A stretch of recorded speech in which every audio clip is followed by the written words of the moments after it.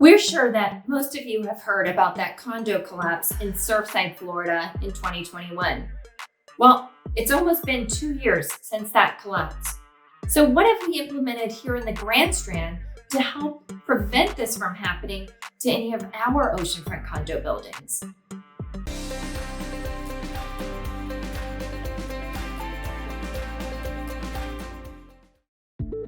The collapse of the condo building in Florida got owners here in the Grand Strand asking, what are we doing to help prevent this from happening in our area? Well, currently, inspections are done when the buildings are being built. However, state and local governments don't require any inspections after construction is completed. And with a large portion of the high-rise buildings here in the Grand Strand being around 30 to 40 years old, if not inspected regularly, how do we know if there's any issues? Well, in January 2022, Representatives Gilliard and Brawley introduced and read for the first time Joint Resolution H4518, which would create the Coastal Structural Stability Study Committee.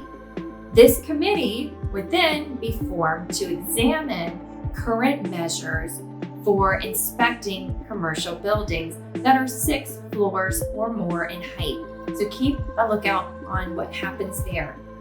But then in October of 2022, the sudden shutdown of the Renaissance Tower here in Myrtle Beach got people again talking about and wondering if their condo building is safe.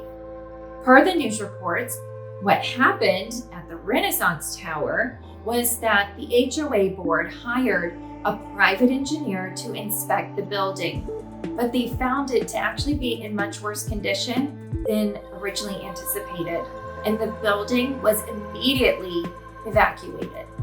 Recently, in February this year, after more than 4 months, residents were finally allowed to re-enter the building. So, this again got people wondering, is this condo building that I own in or that I'm thinking about purchasing in safe?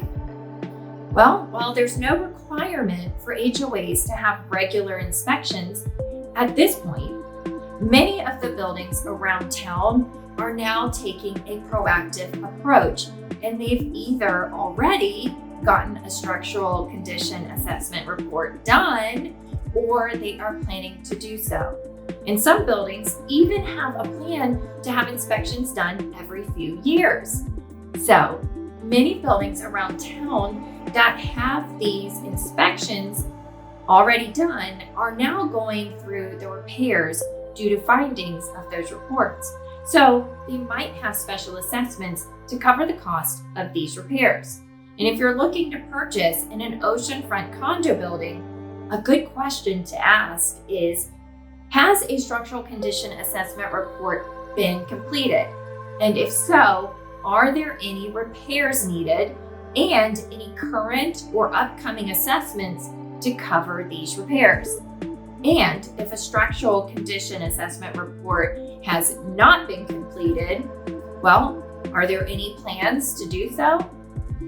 This is an important consideration when purchasing on the oceanfront.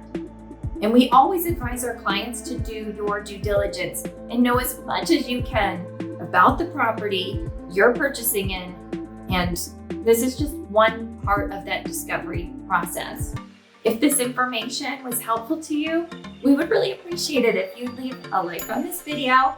And if you haven't yet, be sure to hit that subscribe button as we release new information and new videos every week that you're not going to want to miss.